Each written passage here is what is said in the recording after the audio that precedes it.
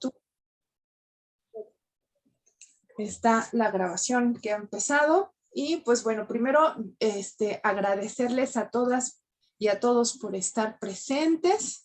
En buena medida la sesión de hoy es un epílogo de este pequeño curso que estuvo muy sabroso con el círculo de lectura al que muy amablemente nos invita Saraí, bueno, personalmente me hace muy feliz. Entonces, se presentó ahí, para quienes no estuvieron, que son del grupo de FER, se presentó ahí en términos globales una lectura de Marco Aurelio, digamos, el eje principal de sus meditaciones, qué anima sus meditaciones, ¿no?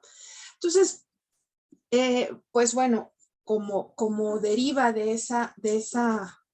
ese conjunto de clases y también como resultado de mis propias lecturas, desde hace tiempo tenía yo la inquietud de colocar juntos a dos textos que me parecen muy interesantes y pues bueno, en ese sentido, lo que en esta sesión quiero compartir con ustedes es más bien una experiencia de lectura que puede parecer mucho más personal, pero que creo les puede resultar interesante. Es una experiencia de lectura, les decía hace un segundo, a ver si no aparece como muy encajando. Le decía a Eda lo que voy a presentar, porque se trata de dos hombres que son sumamente distantes en tiempo, en personalidad, incluso podríamos pensar en concepción de sí, hay una distancia tremenda entre estos dos que quiero presentarles. Perdón, estaba aquí picando incorrectamente. Y la parte más fuerte de esta comparación es que vean ustedes, se trata de dos individuos a los que los separan milenios, podríamos decir. Bueno, milenio y cacho. Y el punto que les acerca es la conciencia de su propia muerte. La cercanía más bien, o sea, no solo es que sean conscientes de que van a morir, conscientes de que vamos a morir, creo que somos casi todos, pero ellos encuentran la cercanía de su propia muerte y más que causarles inquietud, les lleva a hacer un ejercicio de escritura que me parece muy importante señalarlo así, un ejercicio de escritura que es un ejercicio de gratitud. Quiero abordarles estos dos ejemplos porque se trata de hablar de la gratitud, del dar gracias, no como una convención social.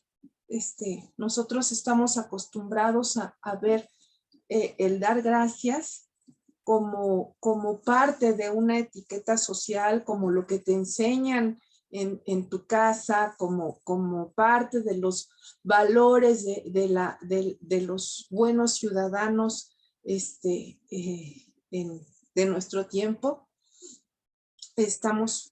El dar gracias ya es algo como muy propio, muy ordinario, muy introyectado, ¿no?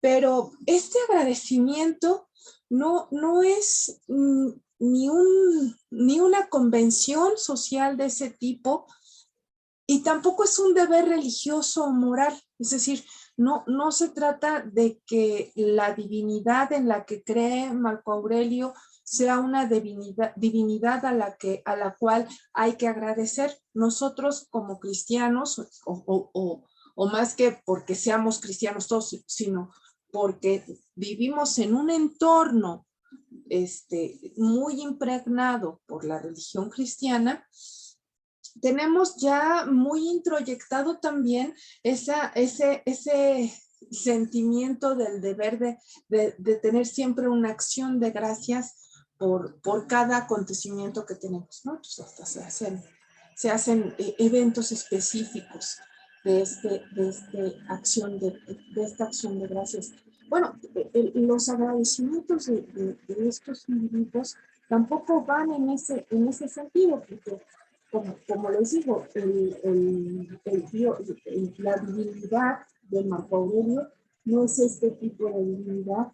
Y Oliver Sacks, más que no es ningún agnóstico, dice, él se define a sí mismo como un judío ateo.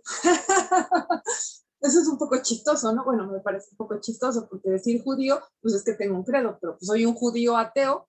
Ahorita, voy a tratar de mostrarles en qué sentido entiendo a partir de su propio texto que él se dice judío ateo. Entonces, su agradecimiento tampoco es un agradecimiento como deber en sentido religioso moral, sino el de ambos es un agradecimiento como una disposición particular que se orienta principalmente a considerar su vida como un todo. Es decir, los individuos, estos dos individuos, Marco Aurelio y Oliver Sacks, que están muy cercanos a la muerte, tienen una concepción de su vida como un todo, y frente a esa vida constituida, emprenden esta escritura. Entonces, aquí hay varios elementos importantes. Uno es justamente el de comprender que su vida es un ciclo que se cierra y que esta comprensión los arroja a escribir. Entonces, se van a escribir justamente para agradecer esta figuración de sí, este poderse ver a sí mismos como individuos que están cerrando su experiencia, ¿no? Entonces, antes de introducirles a estos textos, también me gustaría hacer una pequeña acotación respecto a este tipo de observaciones. Esto me parece muy valioso incluso respecto a cierta forma, y aquí viene muy a cuento lo que Eda y Fernando estaban comentando hace un segundo, viene muy a cuento porque de pronto parece que en el mundo ordinario en nuestra circulación de la información, más que en el mundo ordinario, en nuestra circulación de la información, parece que nos quieren entregar unos códigos de conducta, una forma en que tenemos que conducirnos como un nuevo catecismo. Es decir, dado que en buena medida los catecismos religiosos aparentemente se ofrecen como insuficientes, entonces hay que elaborar otros que son también catecismos, y así es como se tiene que llevar a cabo la vida, ¿no? Entonces hay ciertas normas y esas normas tienen que mostrarse. Entonces ese es el riesgo de pronto de actualizar a las filosofías de la antigüedad, que aparecen como nuevos catecismos, y uno tiene que detenerse antes de asumir un nuevo catecismo. Uno tiene que detenerse a razonar la cosa, a pensar la cosa, antes de asumir un nuevo catecismo. Y en ese sentido aparece también la práctica tanatológica, es decir, la interpretación de cómo se aproximan las personas al proceso de morir. Entonces, dejen ya nada más era para esto mi pantallita. ¿Cómo se aproximan al proceso de morir? Es algo que de pronto vuelve a aparecer un poco como recetario. El proceso de morir tiene que ser así. Y pues no, No hay una norma para el proceso de morir, como no hay una norma para la vida. Más bien, tanto el proceso de la vida como el proceso de morir son la ocasión para que nosotros hagamos de esos momentos algo que un filósofo moderno lo ha dicho con palabras muy bellas, como una obra de arte. Poder hacer de nuestra vida por completo una obra de arte ya es algo hermoso, pero acercarnos al proceso de morir y entender nuestro proceso de morir como una obra moldeable que la podemos hacer de acuerdo a nuestra propia experiencia, me parece que es algo muy, muy significativo. En ese sentido, es que me gustan estas dos observaciones. En charlas, en diálogos con algunos otros grupos y con mi maestra más importante, la maestra Guadalupe Olivares,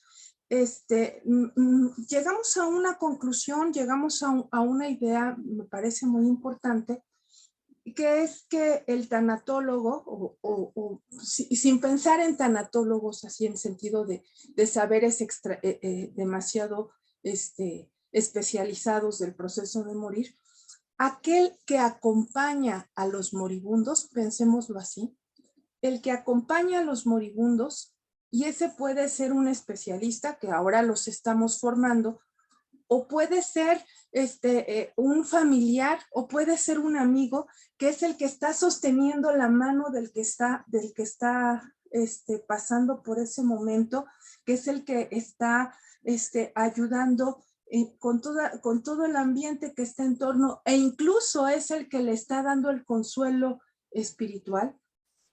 No tiene nada que enseñarle al moribundo. No hay nada que nosotros ya enfrentados en un proceso así, queriendo llevar de la mano a nuestro familiar o a una persona con la cual estamos haciendo el acompañamiento, no es que tengamos que decirle, no, tú tranquilo, ahorita vas a ver un túnel y después te vas a la luz, no, o tú tranquilo, en el sentido, quienes somos cristianos, tú tranquilo, vas a ver el rostro de Dios, esa es la promesa, o que lleguemos en un sentido más fuertes en nuestra creencia y decir, no, tú tranquilo, cuando ya no estés, que es una excelente explicación de la filosofía, no tengas miedo. Cuando llegue la muerte, tú ya no vas a estar, ¿no? Esa es la explicación de los epicúreos. Tú relax. Va a llegar, pero no le tengas miedo, porque cuando llegue, tú ya no vas a estar, ¿no? No podemos decirle eso. O sea, al moribundo, nosotros sí. O sea, nosotros, cada uno de nosotros podemos razonar, y ese es el punto con Marco Aurelio, y en buena medida también con Oliver Sacks. Ahorita les voy a mostrar de qué manera. Nosotros sí, y cada uno en su propio proceso.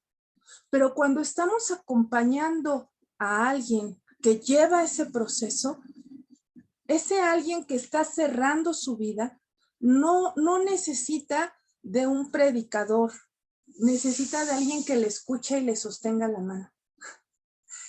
Entonces, para que nosotros tengamos también la fortaleza de escuchar y de sostener la mano, tenemos también un poco que ir adentrándonos en nuestros propios procesos. Y lo que les decía de mi amiga Guadalupe, es que justamente cada muerte, cada proceso en particular nos deja una enseñanza. Ella dice, frente a una persona, yo aprendí algo, porque lleva muchos años acompañando moribundos, aprendí esto y me quedo pensando cómo va a ser mi proceso frente a esto que vi con esta persona. Y luego vi a otra persona y aprendí otra cosa, me mostró otra cosa, y entonces vuelvo otra vez sobre cómo va a ser mi proceso frente a otra persona. Entonces, bueno, nosotros no estamos afortunadamente, bueno, yo puedo decir afortunadamente, no estamos en este momento en un proceso de este tipo quizá, pero sí podemos aproximarnos a través de este ejercicio de escritura que hicieron Marco Aurelio y Oliver Sacks a dos maneras de enfrentar esa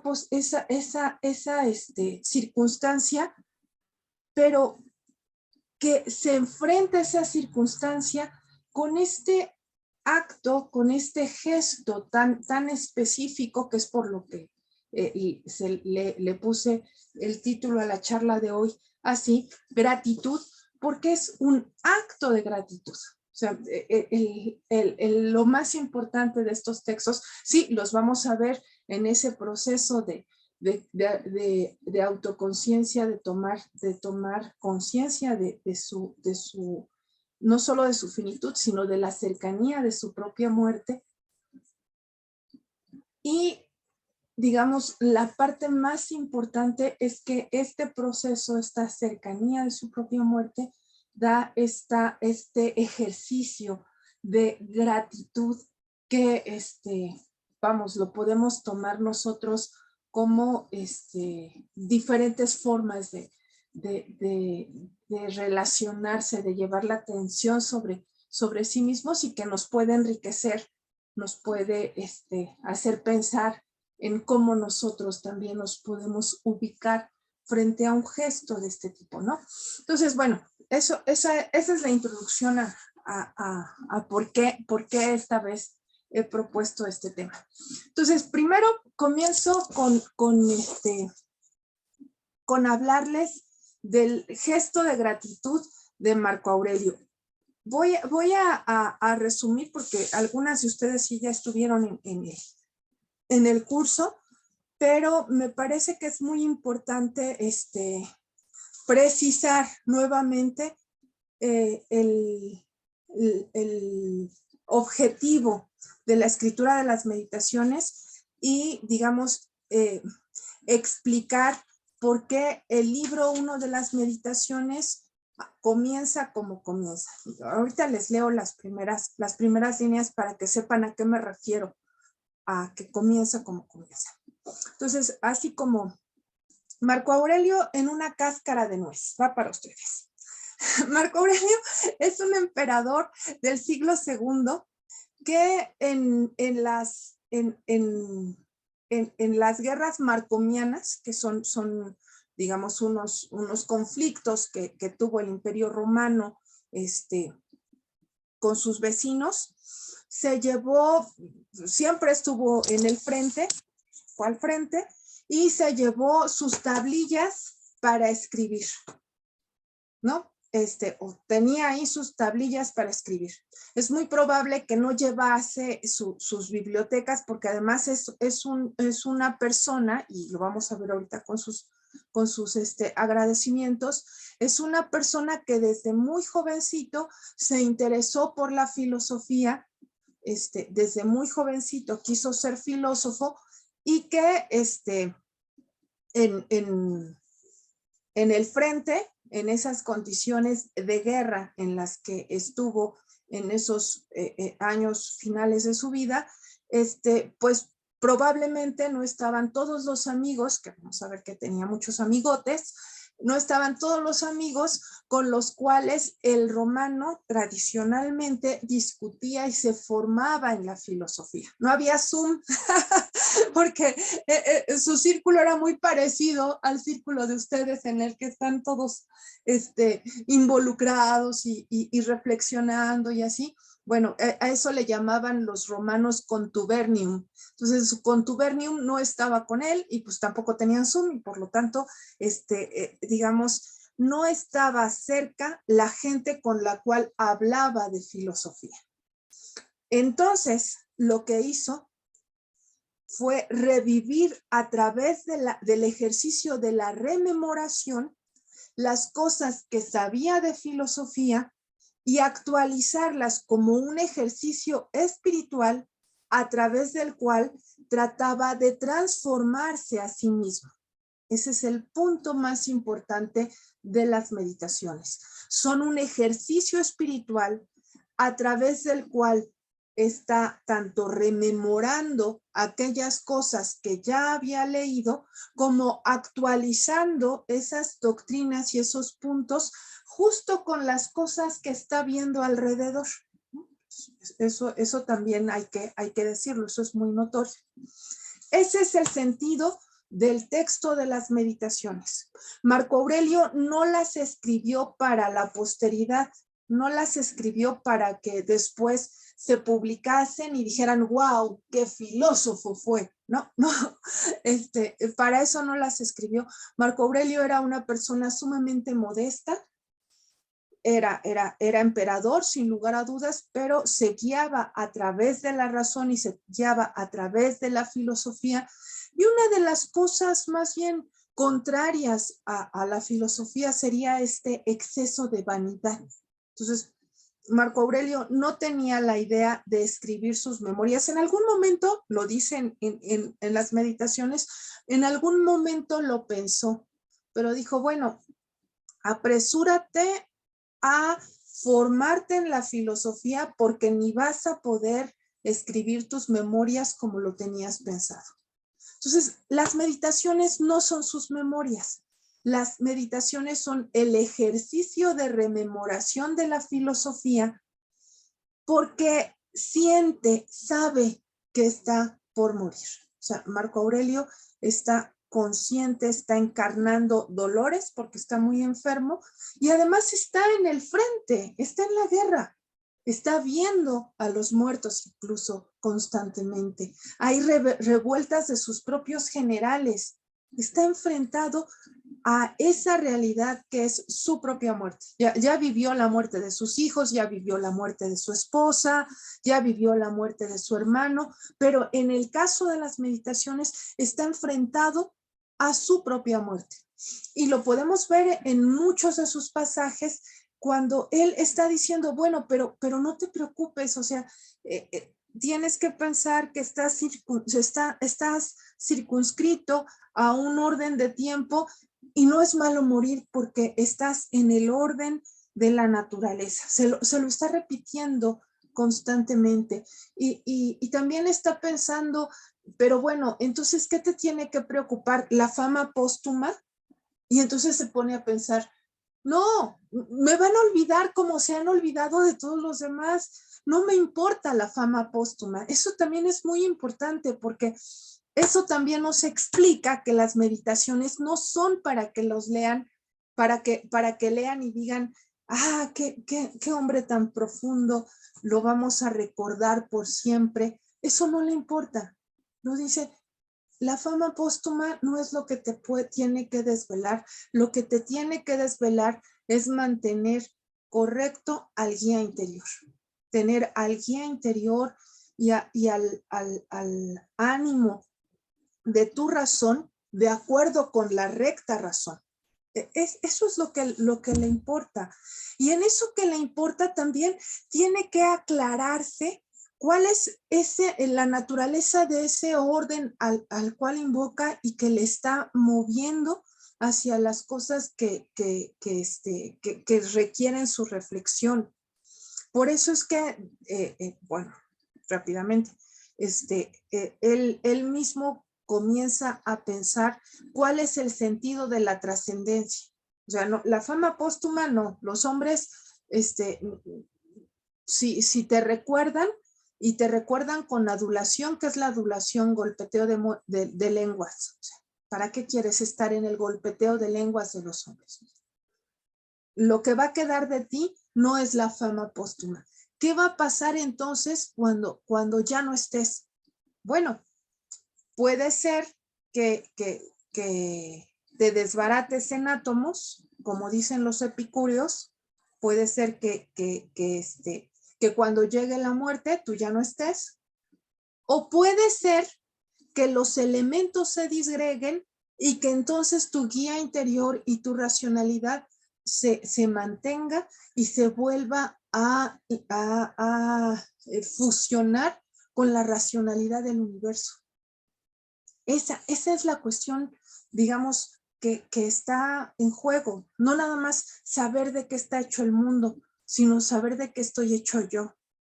Y si yo estoy hecho de razón, ¿cómo va a ser mi razón? ¿Mi razón se va a disgregar como los átomos de Epicuro? Dice, no podemos estar en un mundo vacío de dioses. Hay un mundo en donde están los dioses te esperan, y cuando te integres con los dioses, vas a ser parte de esa racionalidad, de ese tonos que está rodeando pues a la tierra. Entonces apresúrate a ver quién eres y qué es lo que has hecho. Y en ese apresurar, y más que ver qué es lo que has hecho, ¿dónde está tu guía interior? O sea, no es que has hecho en el sentido de tus obras, ¿no? Pues has unificado a los romanos, los estás defendiendo. No, esas obras no. Abriste el tesoro el tesoro real para incluso hacer es que fue uno de los primeros que armó una especie de orfanatorios para niñas, donde iban las niñas huérfanas y las educaban. Le puso el nombre de su esposa, Faustina. Pero no es a esos hechos a los que se refiere, sino qué has hecho en el sentido de alimentar a tu guía interior y de convertirte en un ser humano. Porque los estoicos colocan, y este es un punto bien importante, bien importante, los estoicos colocan la idea de que el ser humano o la humanidad, lo propiamente humano de nosotros mismos, es algo que se tiene que realizar. Sí, ya estamos hechos, digamos, ya venimos al mundo con una capacidad de supervivencia, venimos al mundo, desde luego, encarnados con un cuerpo, encarnados con un alma que también es material para los estoicos, esta mezcla del hálito vital y de la carne, por así decirlo, y el guía interior, ¿no? Eso es lo que encuentra particularmente Marco Aurelio. Entonces, el guía interior es esa parte que los seres humanos tienen que fortalecer, tienen que elaborar ese trabajo de la razón para convertirse en auténticos, digamos, seres humanos, para elevar su propia razón a algo más que la supervivencia. La mayoría de los hombres van a darse cuenta, los estoicos, viven según la carne, viven según las condiciones de la sobrevivencia. Lo que tienes que hacer para los estoicos es vivir de acuerdo a esas condiciones o a ese elemento racional al cual te tienes que elevar y elaborar un trabajo. Pues bueno, entonces Marco Aurelio, en este momento en el que está sobre este trabajo de formarse fuertemente en la filosofía, de tomar fuertemente en serio el elevar su racionalidad, en convertirse en un ser humano, lo dice Epicteto de una manera muy bonita, de tal suerte que no salgas de este mundo con un avance igual al del buey, ¿no? O sea, nuestra materialidad corporal nos iguala en un cierto sentido a otros seres de la naturaleza. Un ser de la naturaleza como el buey, que es consciente de sus cuernos y sabe cómo usarlos. Si tú no levantas tu razón, vas a salir del mundo igual que el buey, porque sabe que tiene cuernos y los sabe usar. Pero tú eres algo más que eso. Tú eres alguien que puede comprender a la naturaleza, que puede dar cuenta, que puede, en ese sentido, contemplar las obras de los dioses o las obras de Dios, las obras de la providencia y dar cuenta de ello, ¿no? Entonces, si vas a salir del mundo, vas a salir de acuerdo a ese elevarse de tu racionalidad, y es un elevarse de tu racionalidad que se pone de manifiesto en la relación con los otros y en la relación también de las elecciones que haces cuando estás en tus relaciones con los otros. Tienes que elegir siempre a la virtud, tienes que saber cuáles son los actos adecuados, tienes que saber cuáles son los deberes a los cuales te adscribes, porque esa es, digamos, la facultad propia de la razón, ¿no? No únicamente la supervivencia. Y entonces Marco Aurelio hace este recuento, sumergirse en él mismo, si quieren verlo así, y observar cuál ha sido ese proceso por el cual en la relación más bien con los otros, ha llegado a ser este Marco Aurelio filósofo que la vida nos entrega. Entonces, abriendo el libro, nada más voy a abrir el libro para que vean ustedes cuál es su particularidad. Dice, libro 1, de mi abuelo Vero, el buen carácter y la serenidad. 2, de la reputación y memorias legadas por mi progenitor, el carácter discreto y viril. 3, de mi madre, el respeto a los dioses, la generosidad y la abstención no solo de obrar mal, sino de incurrir en semejante pensamiento. Más todavía, la frugalidad en el régimen de vida y el alejamiento del modo de vivir propio de los ricos. Aquí hago una pausa. Observen que les acabo de leer. Les acabo de leer 3 agradecimientos, los 3 agradecimientos con los que abre. Nosotros en la modernidad, en nuestro mundo ordinario, si abrimos un libro, generalmente, cualquier libro, no sé, generalmente viene en la primera portada una dedicatoria, ¿no es verdad? O sea, no todos tienen dedicatoria, pero estamos muy acostumbrados a encontrar dedicatorias en los libros. Encontramos que le dedican este libro a mi compañera de vida o a mi abuelo que me dejó tantas enseñanzas.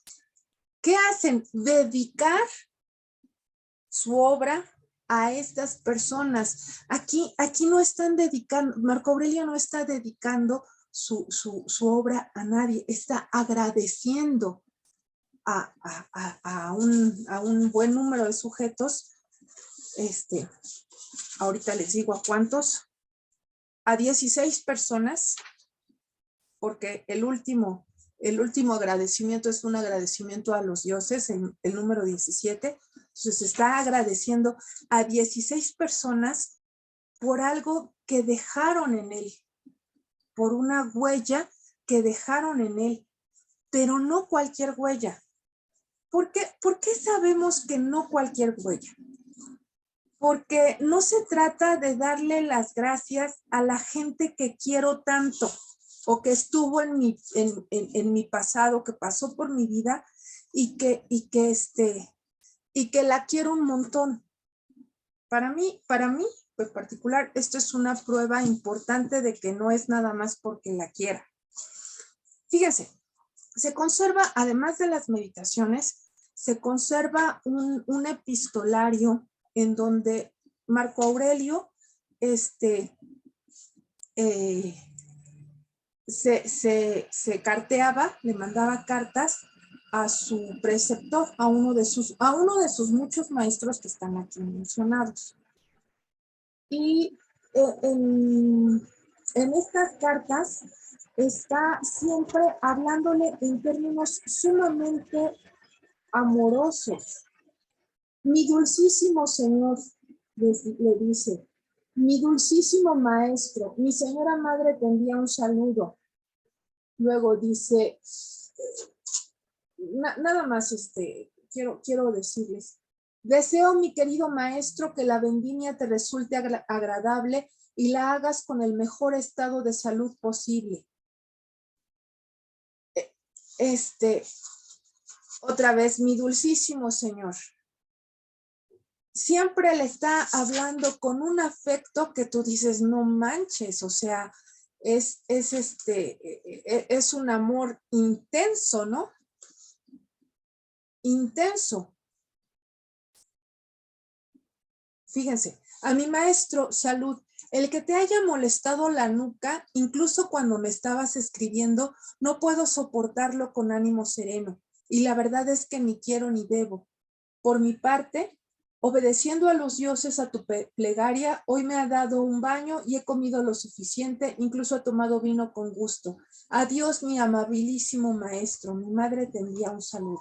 Entonces, siempre está, sobre todo Frontón, siempre le está diciendo que me duele esto, que me duele el otro, y el otro le contesta, hoy me acongoja que te duela, te quiero, dulcísimo maestro, y así, ¿no? Todo el tiempo. Su agradecimiento en las meditaciones dice así, de Frontón, el haberme detenido a pensar cómo es la envidia, la astucia y la hipocresía propia del tirano, y que en general los que entre nosotros son llamados eupátridas son en cierto modo incapaces de afecto. No está diciendo por haberme traído la alegría de la... No. ¿Cuáles son las cualidades que efectivamente han hecho han moldeado, han hecho un efecto en mi propio carácter? Cuando habla de su maestro rústico, que en buena medida es el rival de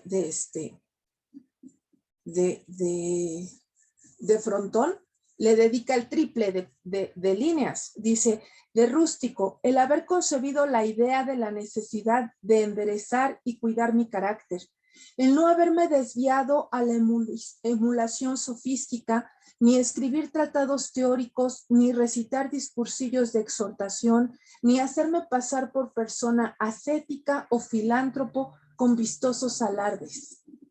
Y el haberme apartado de la retórica, de la poética y del refinamiento cortesano. ¡Ojo! Rústico me apartó de la retórica. Frontón era su maestro de retórica.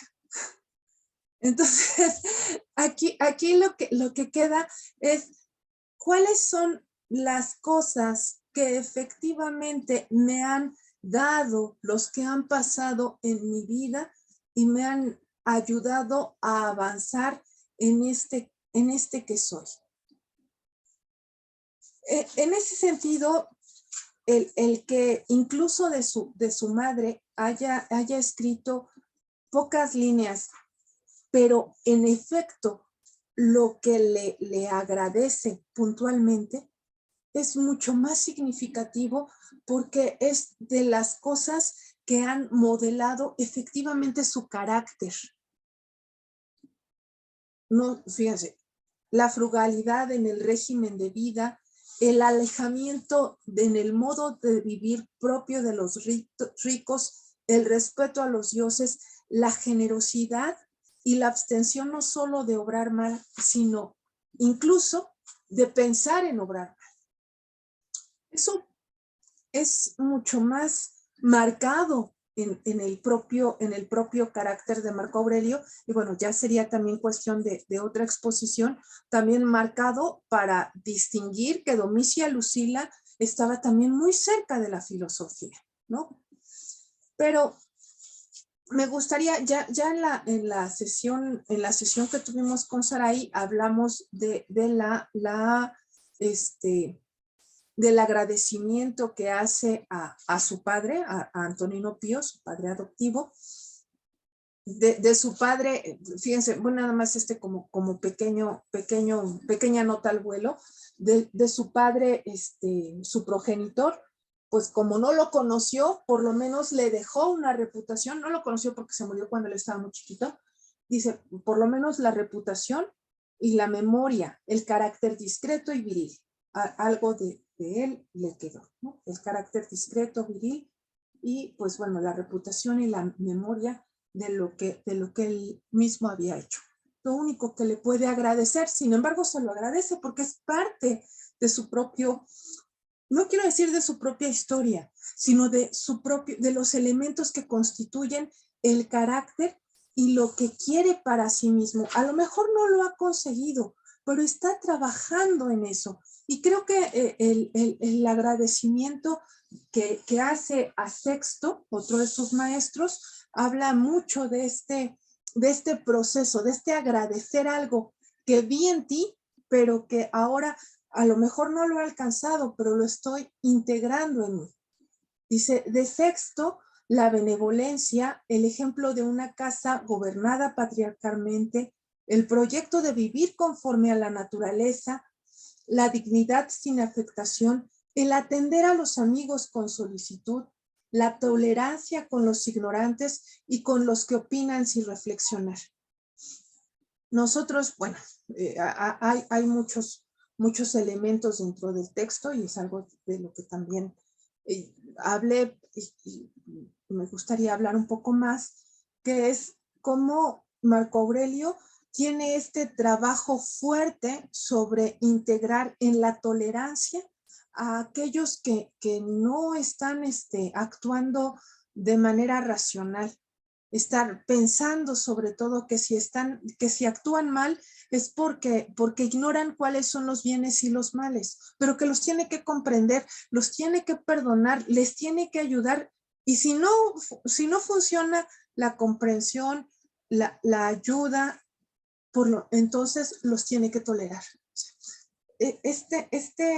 Abrazar a los hombres con todo y sus defectos es algo que está identificando en su amigo Sexto.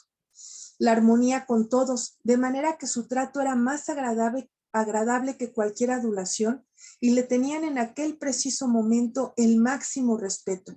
La capacidad de descubrir con método inductivo y ordenando los principios necesarios para la vida. En el no haber dado nunca la impresión de cólera ni de ninguna otra pasión, antes bien, el ser el menos afectado por las pasiones y a la vez el que ama más entrañablemente a los hombres. El elogio sin estridencias, el saber polifacético, sin alardes. Todo esto es lo que en buena medida él también está, y lo vemos en el desarrollo del texto, lo que él está trabajando y lo que él desea señalar como parte, si no de un carácter logrado, sí del camino que está emprendiendo para poder salir, dice él, con ánimo agradecido y feliz. Marco Aurelio, en otro pasaje que ahora mismo se me ha perdido, pero que se los leía la vez anterior, que justamente la idea es salir de este mundo agradecido y feliz. Agradecido, como dicen en el fragmento 17, tanto a todos estos individuos que pasaron por su vida, como con los dioses. Dice, de los dioses, el tener buenos abuelos, buenos progenitores, buena hermana, buenos maestros, buenos amigos íntimos, parientes y amigos, casi todos buenos. El no haberme dejado llevar fácilmente, nunca ofender a ninguno de ellos, a pesar de tener una disposición natural idónea para hacer algo semejante si se hubiese presentado la ocasión. En buena medida, dice, yo tenía mal carácter, pero a pesar de mi mal carácter, nunca ofendí a nadie, y bueno, eso ya se lo agradezco a los dioses. Es un favor divino que no se presentara ninguna combinación de circunstancias que me pusiera a prueba. El no haber sido educado largo tiempo junto a la concubina de mi abuelo, luego las abuelas eran unas, sobre todo, ¿en qué sentido? Por ahí tenemos otras narraciones de lo que hacían las abuelas. Algunas damas romanas, como podían dirigir sus conviviums, los conviviums son estas cenas que acostumbran dar, que no son cada cumpleaños, no, son cada semana o son muy frecuentes, y tienen algunas sus propios sus propios mímicos, o sea, su propio pequeña compañía que se podía poner a leer poesía, se podía poner a hacer representaciones se podía poner a tocar la flauta, pero también sus representaciones podían tener escenas muy duras, ¿no? Casi su porno, ¿no? De hecho, las flautistas que podían ser muy buenas en la cuestión de la representación, en la cuestión de la ejecución de los instrumentos, siempre tenían como esa fama de ser también prostitutas, porque en esas escenas en general se mostraban cuerpos, se mostraban ciertas escenas fuertes, y claro, los niños estaban presentes a veces, ¿no? Entonces, por eso dice, qué bueno que no estuve, porque eso podía suceder, ¿no? Dice, el haber conservado la flor de mi juventud y el no haber demostrado antes de tiempo mi virilidad, sino incluso haberlo demorado por algún tiempo, el haber estado sometido a las órdenes de un gobernante, mi padre, que debía arrancar de mí todo orgullo y llevarme a comprender que es posible vivir en palacio sin tener necesidad de guardia personal, de vestidos suntuosos, de candelabros, de estatuas y otras cosas semejantes y de un lujo parecido, sino que es posible ceñirse a un régimen de vida muy próximo al de un simple particular, y no por ello ser más desgraciado o más negligente en el cumplimiento de los deberes que soberanamente nos exige la comunidad. El haberme tocado en suerte un hermano capaz por su carácter de incitarme al cuidado de mí mismo y que a la vez me alegraba por su respeto y afecto. Entonces, hasta ahí dejó ese agradecimiento. Entonces, el modo de vida que he llevado se lo agradezco a los dioses. Estos padres, estas cosas que se me evitaron, esta ocasión que pude, por la cual pude guardar mis relaciones con los otros, se los agradezco a los dioses. Entonces, eso es lo muy significativo del libro de las meditaciones, porque todos estos agradecimientos no es que los haya escrito de un plumazo, es muy difícil saberlo con precisión, pero es más que seguro que no los escribió de un plumazo y que no los escribió para que fueran un primer libro, no. Como les digo, iba escribiendo, tomando notas, y el secretario iba juntando las notas, y del secretario seguramente está esta idea de reunir todas estas notas y ponerlas en un folio juntos. Después, cuando tuvieron, después de la muerte de Marco Aurelio, cuando requisan todas esas cosas, se encontraron con este texto y lo encontraron hermoso. Y así fue como se mantuvo durante todo este tiempo y se ordenó durante todo este tiempo, porque en algún momento ese libro de los agradecimientos, el libro 1, estuvo en el último lugar del folio, del códex completo. Entonces, ¿esto qué significa? Significa que dentro de ese ejercicio constante, en ese día a día en el que está Marco Aurelio atento para esperar la muerte, constantemente estaba también el acto de la gratitud. Hasta ahí la cosa con Marco Aurelio. Ahora, déjenme pasar. La verdad es que el texto de Oliver Sacks es todavía más cortito, es un texto muy cortito, porque lo escribe justamente antes de morir. Les voy contando quién es Oliver Sacks. Oliver Sacks es un neurólogo, les pongo nuevamente la fotito, es un neurólogo inglés, de los judíos lituanos que estaban en Inglaterra, pero que después hijo de dos médicos, sus papás fueron cirujanos, fueron médicos, y que después bueno, la pasó muy mal en la guerra, porque estuvo en la Segunda Guerra Mundial, en la persecución a los judíos, y él terminó en un internado que sus papás lo trataban de proteger, él su hermano terminaron en un internado.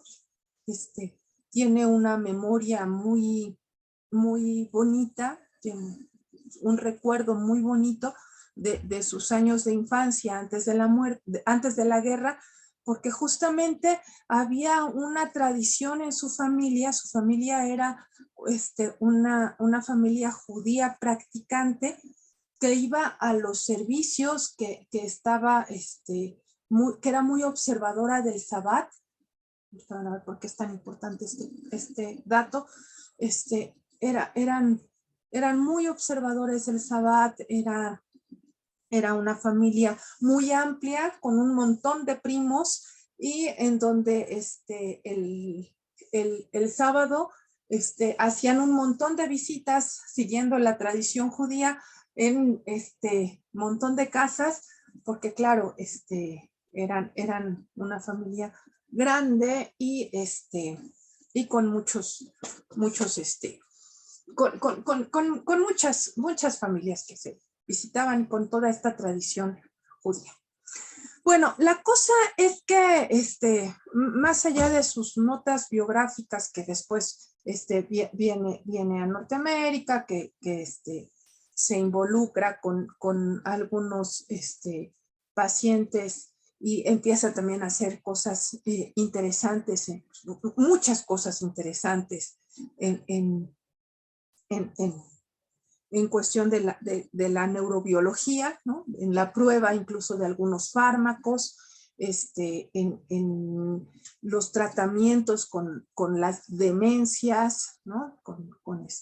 Sobre todo con los adultos mayores, un montón de cosas que hace. Siempre muy, muy productivo, siempre muy activo. Pero justamente a inicios del 2015 le informan que un cáncer que había tenido unos años antes en el globo ocular, que se lo habían en buena medida tratado de extirpar, le hizo metástasis en el hígado. Entonces dicen que le quedan días, ¿no? O sea que ya está así como por morir, porque es un cáncer muy agresivo y que pues bueno, los tratamientos que ahora va a enfrentar son tratamientos que lo único que van a hacer es un poco ralentizar el cáncer, pero pues él sabe que ya no hay más que eso. Ahí déjenme hacer un pequeño paréntesis respecto a este tratamiento en el cual él sí sabe que tiene que entrar, que sí se va a someter, pero que no espera la salud después de ese tratamiento. Me parece que aquí es muy importante, o entra de una manera fuerte, una manera que tendríamos que considerar, una etapa de la vida de los seres humanos que en general no se considera, que es justamente la de ser un moribundo. Fíjense, de Marco Aurelio no tenemos la certeza completa, aunque él se dice a sí mismo, como sabes que eres un moribundo, tienes que hacer esto y esto, con la conciencia de que ya eres un moribundo, se lo dice. O sea, no podemos saber, aun cuando Galeno, su buen médico, Galeno fue su médico y trataba de darle los mejores tratamientos, ¿no? Para ayudarle, no podemos saber a ciencia cierta qué tan adelante o qué tan abajo estaba su enfermedad. Bueno, pero ese no es el punto importante. El punto importante es que él se está situando como alguien que ha cruzado un umbral, que ha cruzado el umbral de quien se coloca como un moribundo. Antes de ese umbral, cuando uno está enfermo, espera recuperar la salud. De la misma manera, Oliver Sacks, cuando le dan el diagnóstico, él sabe que se va a someter a un tratamiento, lo dice en su texto, pero sabe que ese tratamiento no le va a dar la salud, le va a ayudar con el proceso, pero ya es consciente de que es un moribundo.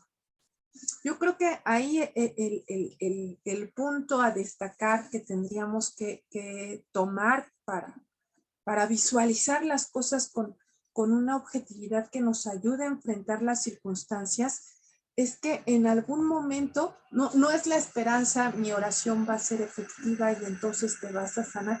No, es saber que hay un proceso, un umbral que se cura, que eso no significa resignarse o no significa renunciar al tratamiento médico, no significa renunciar al proceso en el cual se tiene que uno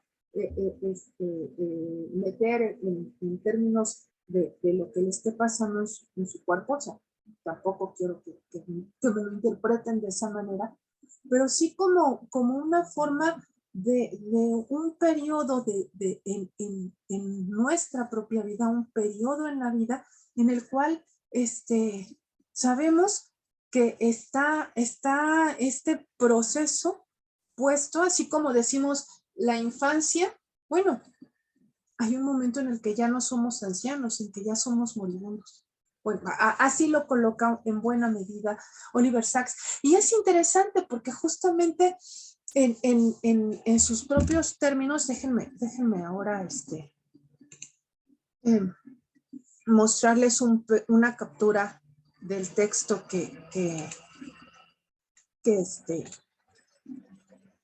es una pequeña captura del texto es que este texto es como esos textos que no puedo compartir, pero esos textos que tú me pasaste a una página, la verdad es que no me dio chance, no me di chance de buscar si ahí estuviera este libro. Este es un texto que compré en Google Books, entonces no lo puedo descargar, por eso.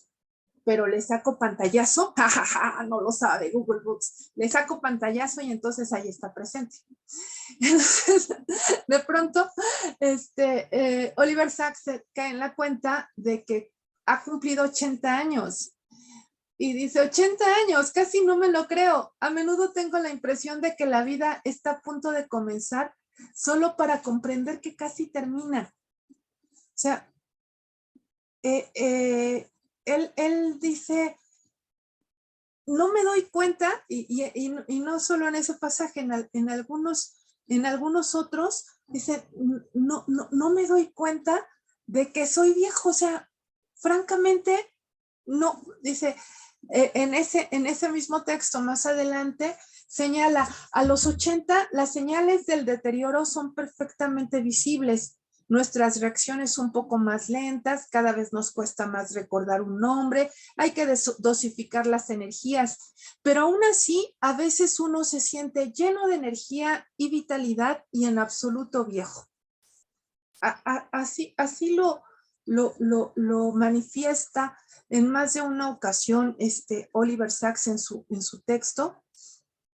Ahorita les hablo un poco más del texto, pero lo que quiero decir es que recibe el diagnóstico, tiene 82 años cuando recibe bueno, iba apenas a cumplir los 82 años, tiene más de 80, pero a los 80 escribe esto.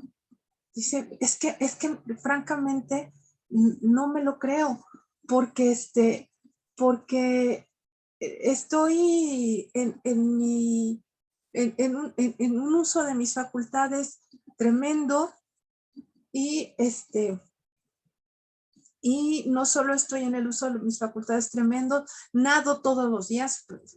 Hasta una semana antes de morirse, Oliver Sacks seguía nadando. Le gustaba mucho nadar. Y pues bueno, cuando llegó a este diagnóstico del cáncer que había hecho metástasis, él dijo, bueno, sí, tengo que ir cerrando, tengo que ir preparando. Ya no me puedo dar más tiempo, ahorita les leo esa parte, ya no me puedo dar más tiempo para perderlo, para estar en otros asuntos, porque entro en la fase del moribundo.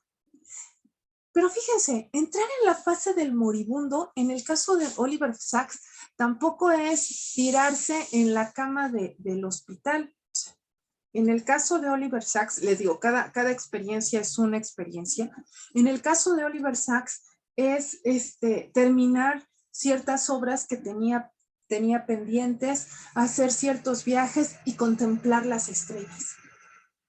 Porque eso también lo señala. De hecho, lo primero que se le antojó después de que le dieron este diagnóstico fue ir a visitar una reserva de lemures. ¿Por qué una reserva de lemures?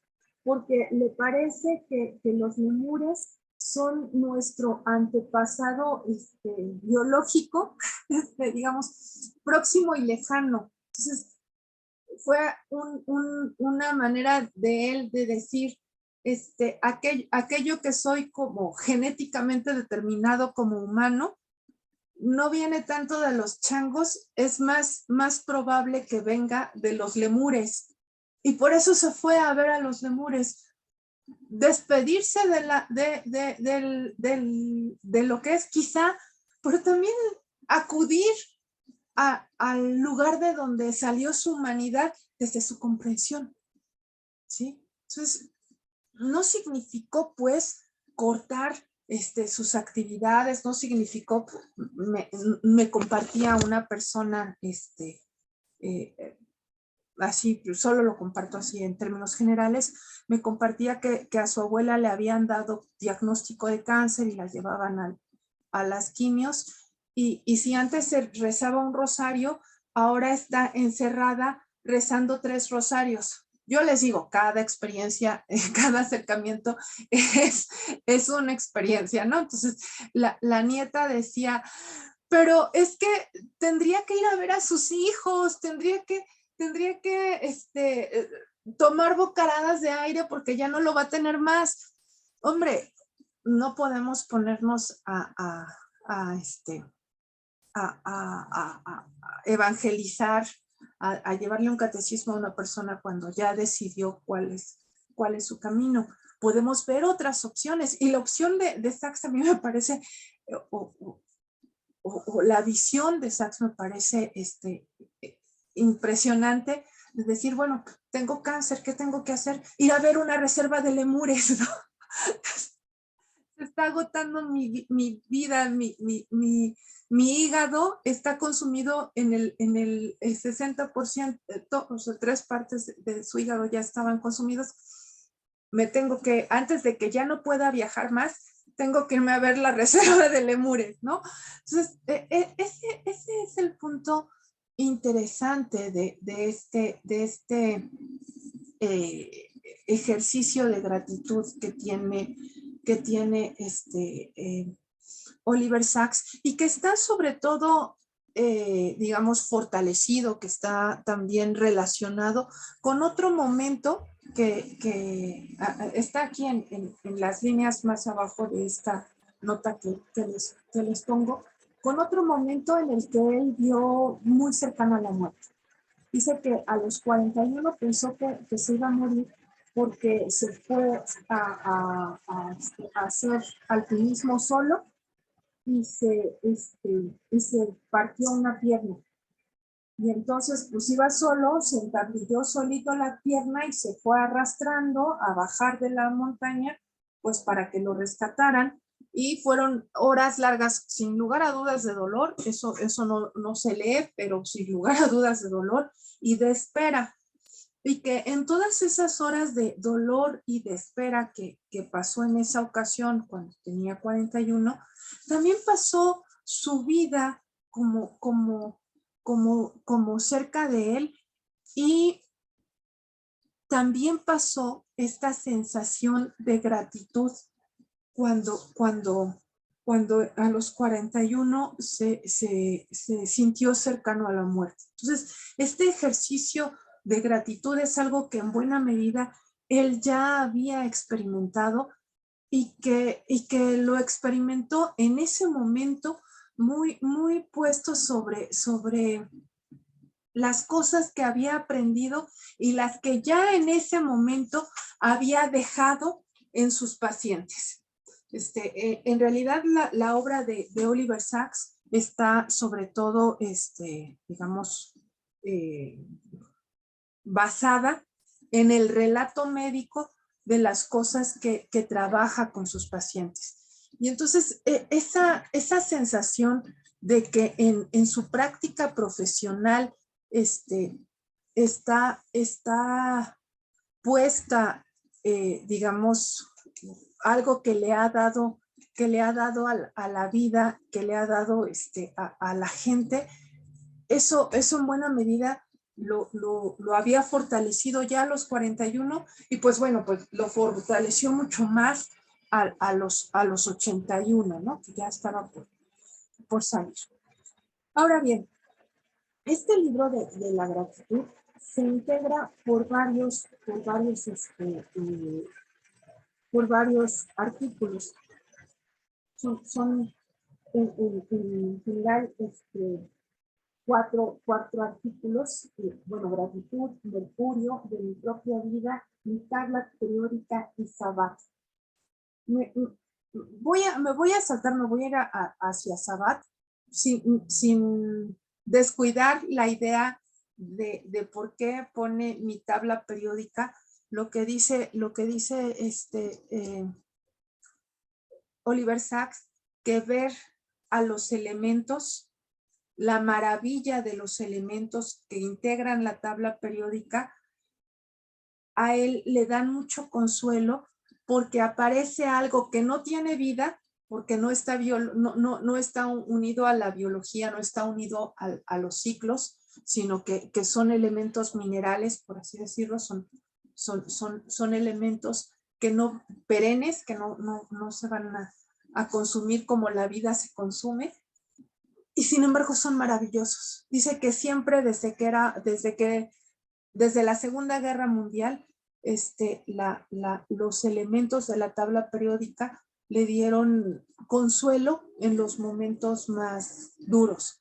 Entonces, ahora que sabía que no iba a llegar al elemento número 82, estaba como abrazando en su mesa de trabajo un pedacito del elemento 81 y tenía también cerca el elemento 4 para recordar su infancia, ¿no? Eso solo quería comentarle respecto a este asunto de cómo encuentra consuelo en este momento en que se está consumiendo su vida. Pero les digo que me quiero concentrar más en este capítulo o en este ensayo de su libro Gratitud, que se llama Sabbat, porque nos muestra ahí, nos relata su alejamiento de la religión durante casi toda su vida. Como les decía, su familia era una familia muy religiosa, era una familia que observaba el Sabbat. El Sabbat es toda esta ceremonia que los judíos comienzan los viernes y terminan en buena medida en domingo. Empieza con una cena, después después de la cena vienen algunos oficios religiosos, comida, descanso. Sobre todo eso, el Sabbat implica que no se tiene que trabajar y se tiene que descansar y se tiene que estar con la familia. Eso es en buena medida lo que al menos Oliver Sacks expresa del Sabbat en su familia. El caso es que pues sus papás, que sí eran apegados a la ceremonia, observaban todo lo que podían el Sabbat, pero siendo cirujanos de pronto tenían que cortar la cuestión del descanso, atender una llamada y tener que irse a hacer el servicio que se les requiriera, ¿no? pero en general tenían, digamos, una observancia de la religión judía. Y de pronto, Oliver Sacks, que es un muchacho retraído, muy inteligente, muy interesado en la química, por eso lo de la tabla periódica de los elementos, muy interesado en la química, muy inteligente, que sin embargo no le gusta ir a las fiestas, no le gusta andar con muchachas, y pues lo ve raro su papá, ¿no? Está rarito este joven, ¿no? Y entonces, cuando ya se va a ir a la universidad, lo llama aparte y le dice, oye, hijo, pues a mí me parece que no tienes mucha convivencia con las jovencitas, sobre todo, ¿no? O sea, como que, y dice, a ver, ¿te gustan los chicos? Y él dice, sí. No lo sé, nunca he estado con uno, pero creo que me gustan. Solo dijo eso. No lo sé, nunca he estado con un muchacho, pero creo que me gustan.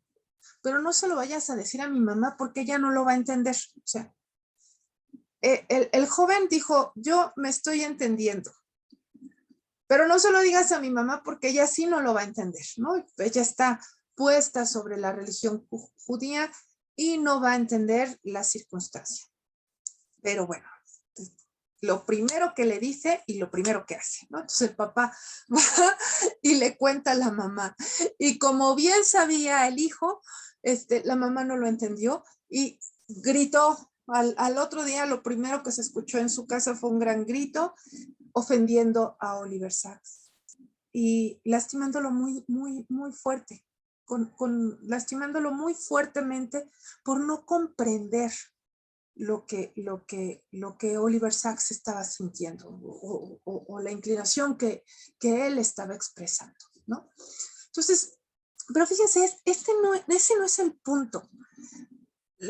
Nunca volvió, le dijo cosas muy tremendas salidas de la Biblia, y que lo hicieron durante mucho tiempo, sí, recelar de su propia sexualidad, se expresó hasta mucho más tarde, y él pudo comprender la reacción de su madre. O sea, él pudo decir, a ver, si circunscriban la circunstancia a lo que está pasando.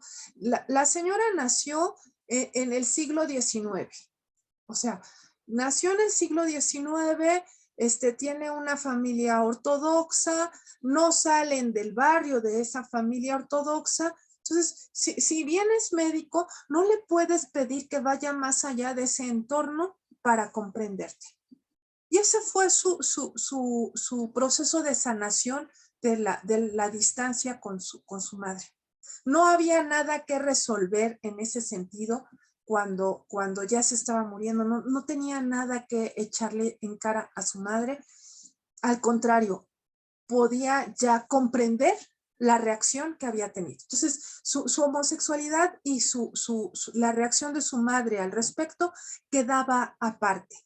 Pero lo que sí quedaba como con mucho peso, con un peso muy fuerte, era justamente la religión, porque además la mamá utilizó frases religiosas justamente para lastimarlo, ¿no? Para decirle que no estaba bien. Entonces, lo que Oliver Sacks un poco reflexiona es que siempre se alejó lo más que pudo de la práctica religiosa de su familia.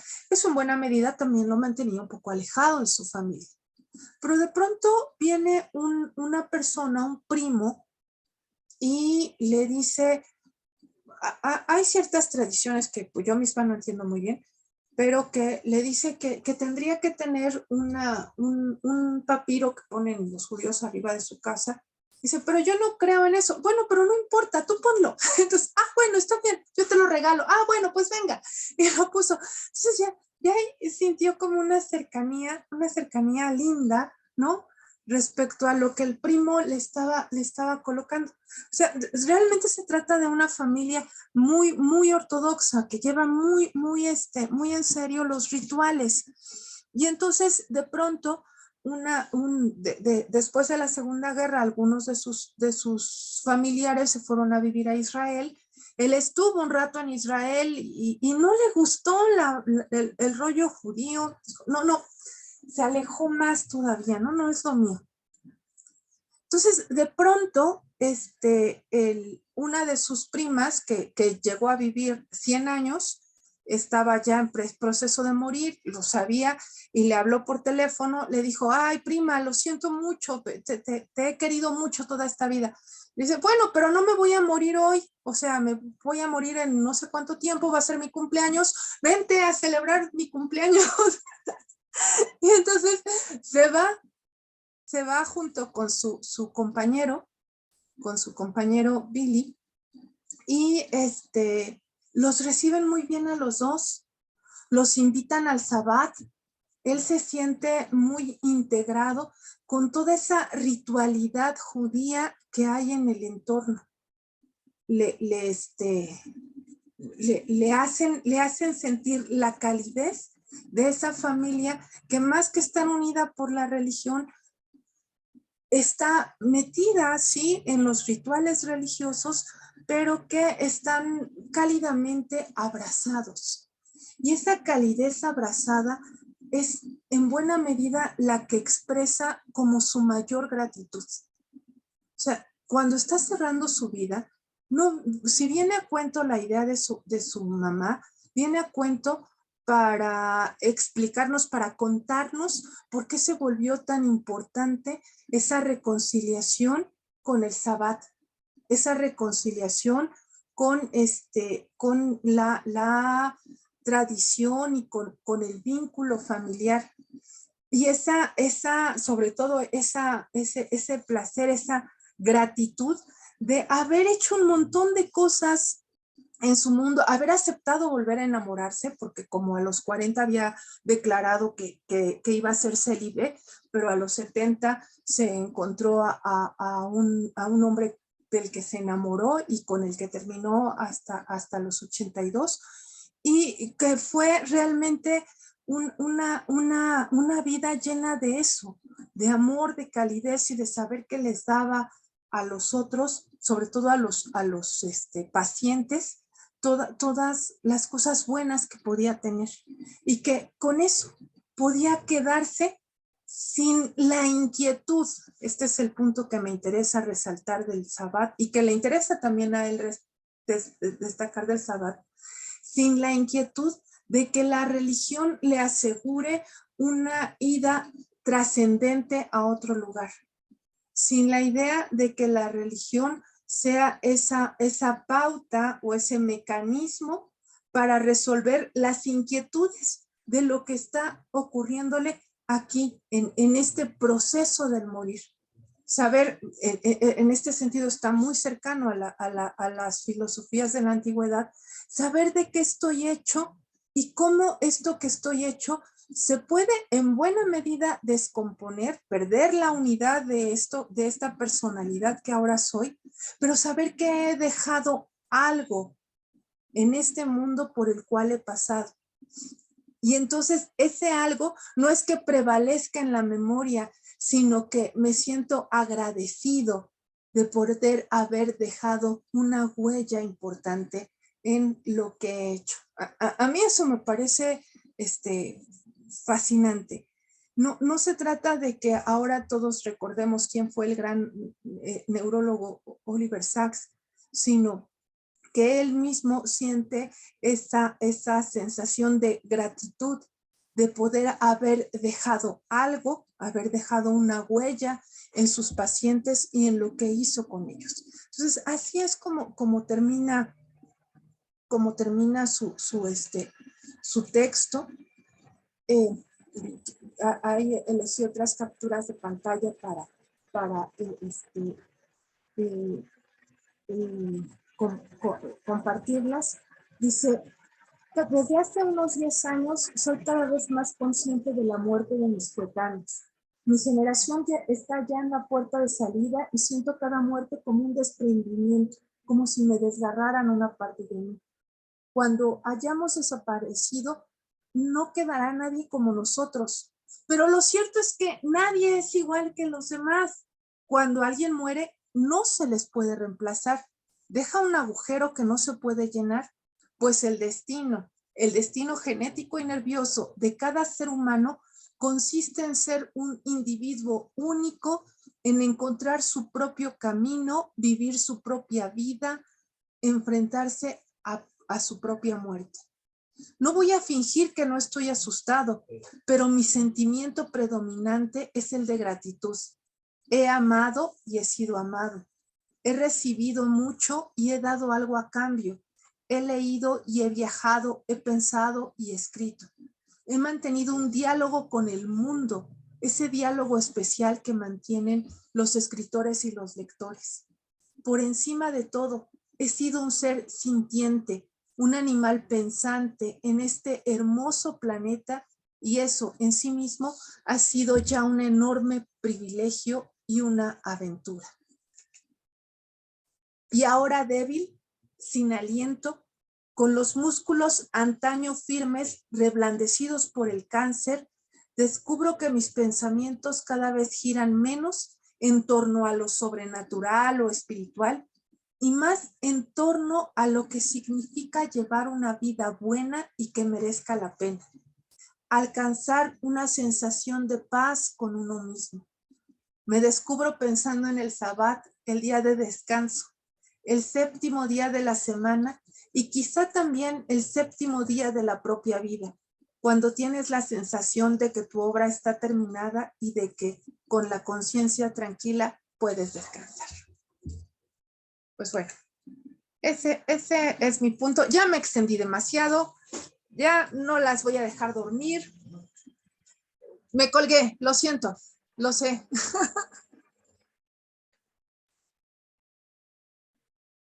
Ya me callo. Nos dejaste a todos mudos. Sí, me pasé, lo siento. No. Yo creo que estuvo perfecto el tiempo. ¿Alguien quiere comentar, preguntar? Yo únicamente que no es que se cuelgue, es que este tema no puede darlo en menos tiempo. Es más, creo que le falta. Es muy extenso y de verdad que hay muchas cosas que, bueno, a mí me cuesta mucho trabajo comprender, sobre todo cuando se habla de duelos y de muertes y de todo, no, no termino de entender. Muchas gracias, Norma, muchas gracias. Gracias a ti, Rocío. Muchas gracias por tu atenta escucha. Sí, no se termina de entender, a lo mejor no lo terminaremos nunca, pero justamente las resistencias que uno pueda tener son tan válidas como los ejemplos que vienen aquí al frente y que nos pueden dar más elementos, ¿no es verdad? O sea, no, como les decía al inicio, no se trata de decir es un modelo, no, son dos formas en las que nos podemos asomar y en donde lo que más brilla es justamente el punto de la gratitud. Ese ya es un elemento para trabajar nuestras resistencias, ¿no? Sí. ¿Alguien más quiere preguntar? Saray. Gracias, obviamente, en primer lugar, muchas gracias. Yo no tenía el gusto de conocer nada al respecto de Oliver. Ha sido una muy agradable sorpresa encontrar estas ideas. Me mueve mucho pensar en esta idea de cómo las personas que forman parte de nuestra vida se integran en lo que somos. Ya no está aquí, ya se durmió, pero te estaba escuchando muy atento, Andrei, y manifestaba que sí, que como sus abuelos,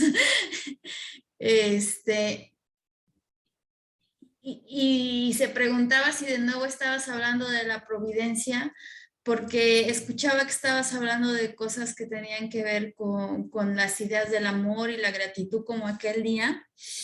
Y creo que más allá de la religiosidad que pueda tener o no un ser humano, llámese como se llame esa religión, hay una parte de la vida espiritual que se extiende al hecho de ir cultivando ciertas como predilecciones, ¿no? Es preferible agradecer los encuentros que uno tiene en la vida, sea como estos resulten, porque al final se integran en tu existencia, ¿no?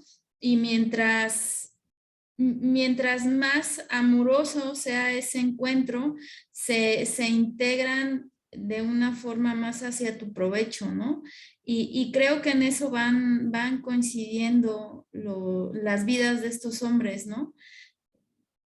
Yo personalmente, y no lo digo de forma agradable, lo digo siempre con cierto dolor, perdí hace algunos años a una prima mía de cáncer que tenía 42 años y que además sus hijos estaban en la universidad y que había vivido una vida muy difícil porque se separó del padre de sus hijos cuando su hija estaba recién nacida en una situación así de terror.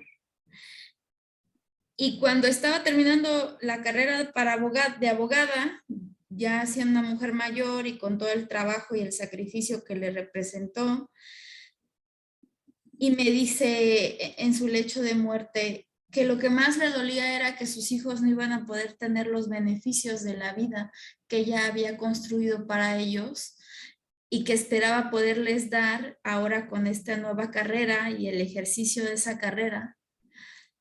Y que sin embargo ellos habían tenido que acompañarla en ese tránsito, ¿no? Y a mí personalmente me cambió la vida ver su muerte.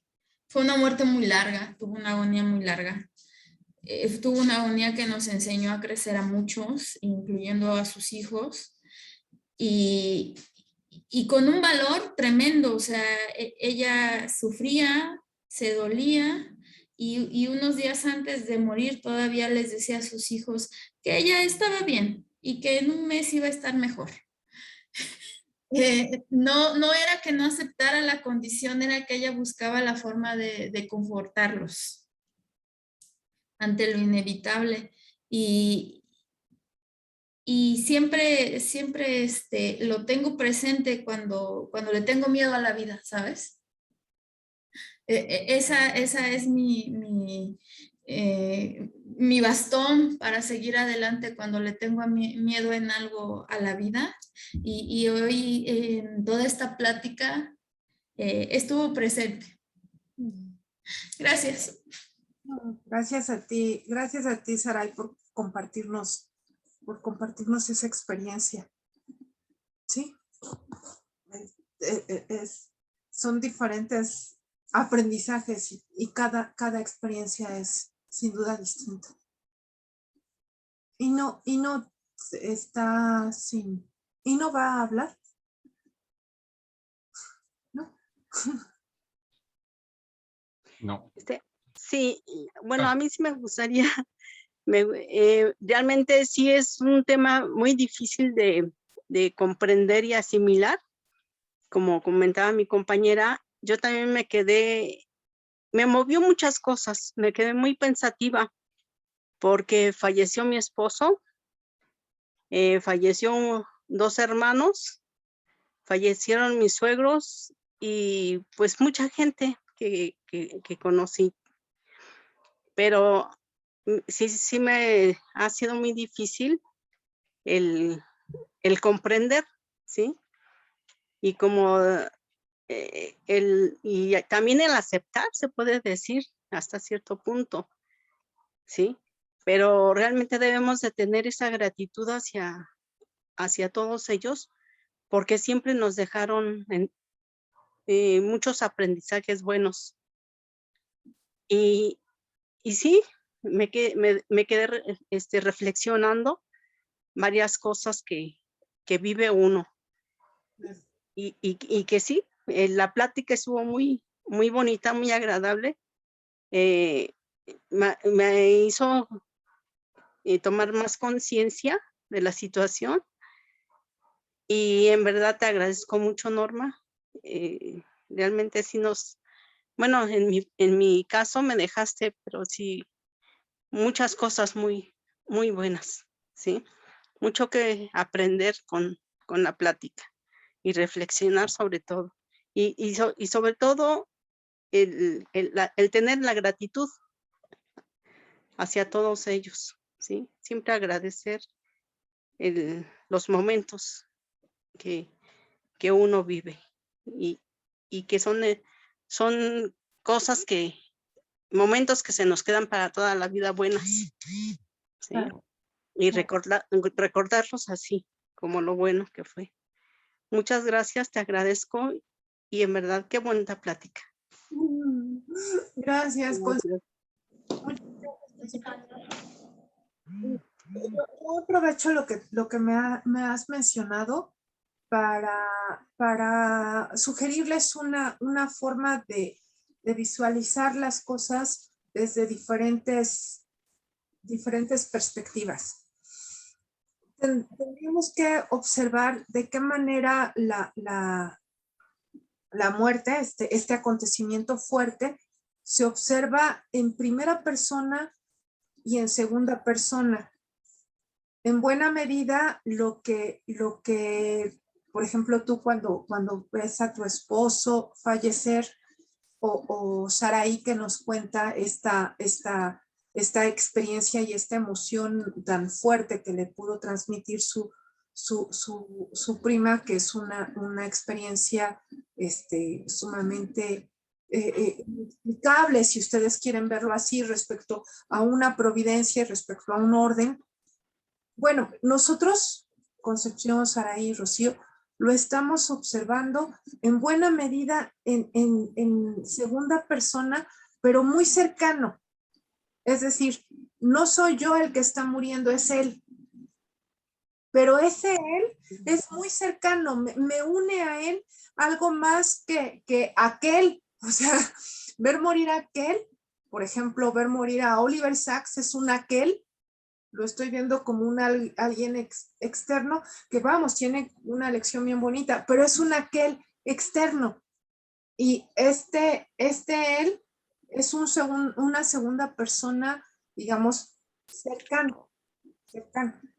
Y la narrativa que podemos, digamos, extraer de de visionar así la cosa, es que esta experiencia la puedo describir y le puedo, digamos, después integrar a mí, en el sentido de que la prima se ha dado ánimo, se le da ánimos al otro, y está en esta batalla de darle sentido a algo que no está entendiendo.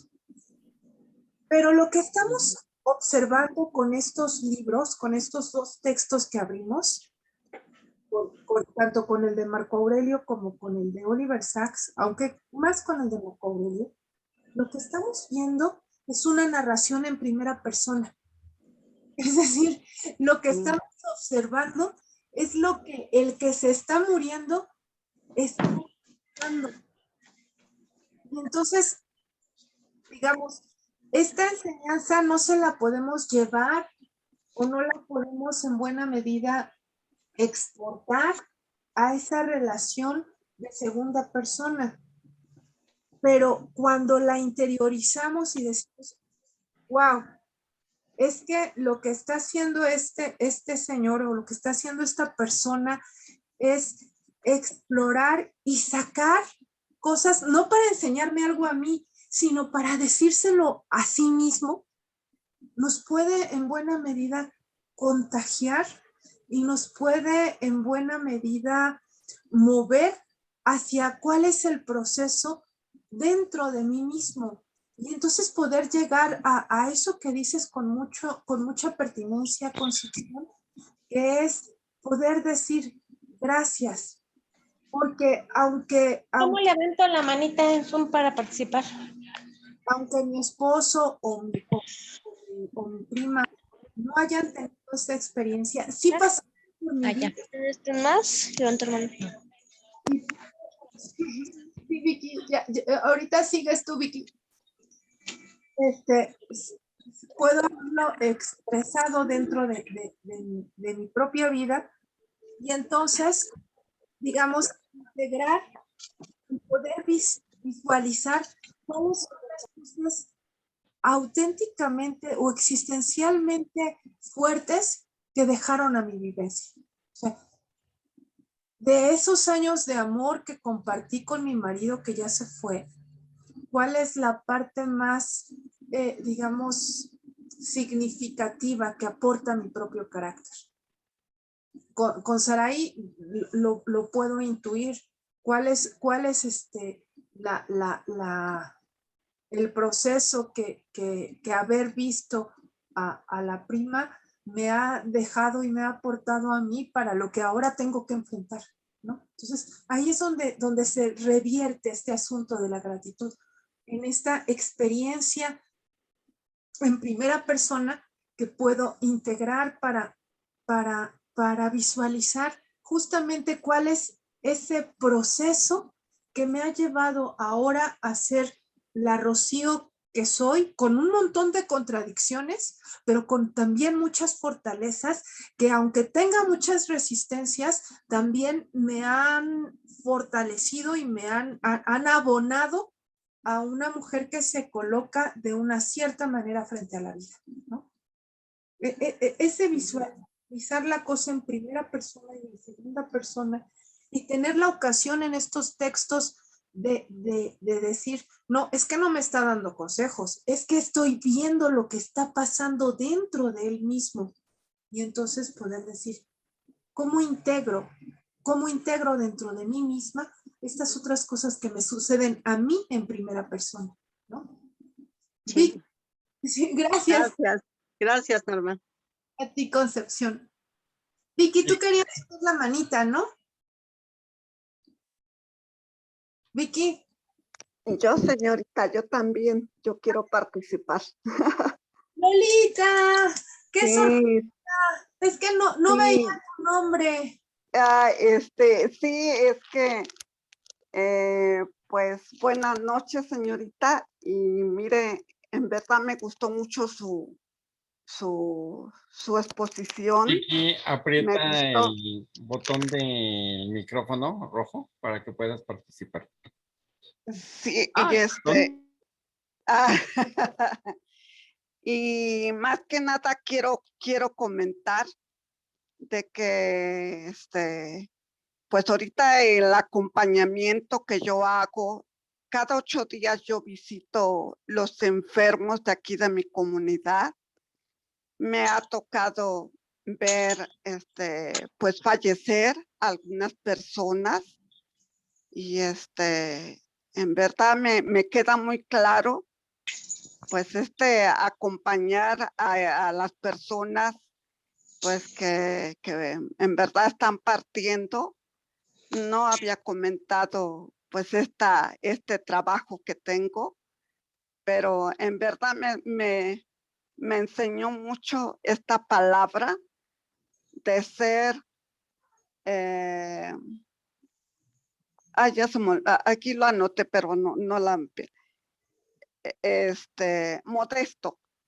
Marco Aurelio fue modesto y pues eso me enseña muchísimo a mí y en verdad muchísimas gracias. Ya ahorita pues llevo más de 25 años de visitar a todas las personas que están enfermas y los he visto fallecer, acompañar a las familias y y yo por eso me quedo sorprendida de todo lo que he escuchado Me gustó muchísimo.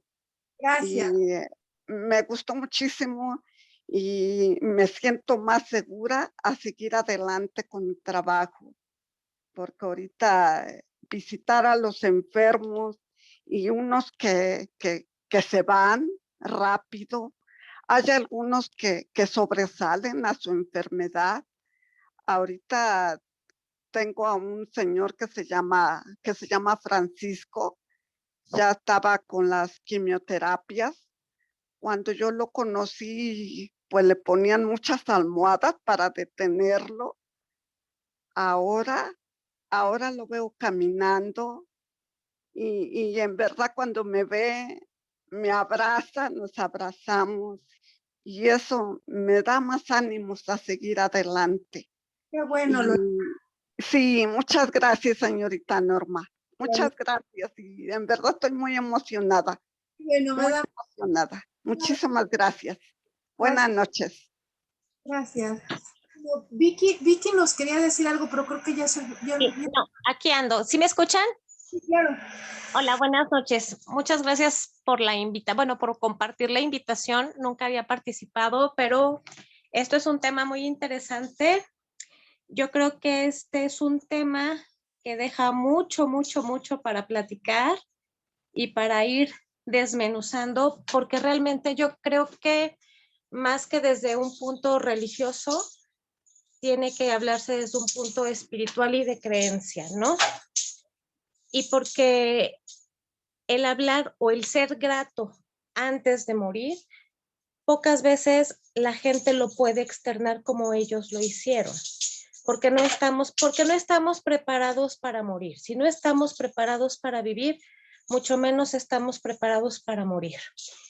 Y desde mi punto de vista, podemos hablar como las otras dos participantes primeras, desde el punto de vista de un externo.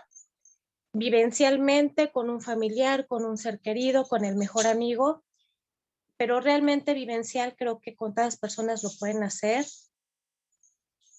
Y yo creo, por una experiencia que tuve con una amistad que falleció casi hace un año, yo estoy estudiando Reiki. Entonces tengo un tipo de acercamiento espiritual diferente con las personas. Y realmente cuando la persona empieza a sentir que tiene un proceso de culminación de su vida, tu perspectiva, tu punto de vista, tu forma de ser cambia. Y es cuando te vuelves grato, porque ahora vas a ver las cosas desde el punto de vista en el que ya no más va a suceder. En cualquier momento las cosas van a dejar de suceder. Y comienzas a tener una perspectiva diferente de la vida, de las situaciones y de las emociones.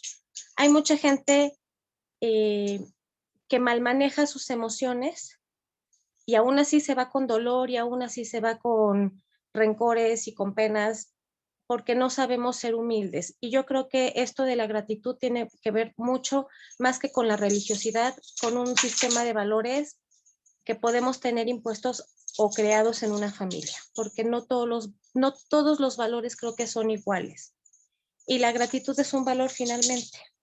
Y también es un valor que uno se va forjando conforme va, yo creo que viviendo su vida y va aprendiendo y desaprendiendo a diferenciar lo que sí fue bueno, lo que sí fue verdaderamente importante en la vida de cada uno. Entonces, bueno, con la experiencia también, vaya, pues no es propia porque no estoy en un momento de agonía ni de una enfermedad terminal. Con esta persona vas viendo esa transformación y cómo hasta tu cuerpo empieza a ceder. ¿Cómo lo puedo explicar? ¿Cómo empieza a ceder a esa parte de dejar de querer tener el control de todas las cosas para empezar a tener gratitud por todo lo que tienes, por todo lo poco que te queda por apreciar, por vivir y por valorar? Entonces, bueno, a mí este tema me da para platicar de muchas cosas más respecto a la muerte, a la gratitud antes de la muerte, pero lo que sí es importante es que aprendemos a dar gracias antes de tener que pasar un proceso de muerte o de enfermedad, sobre todo porque es la enfermedad la que nos lleva a este sentido de gratitud, porque cuando la muerte nos agarra en un momento a lo mejor imprevisto, no tenemos tiempo para pasar este proceso. Los felicito, me gustó mucho y espero seguir participando con ustedes. Gracias, Vicky. Gracias. Muchas gracias por todo lo que nos compartes. A ustedes.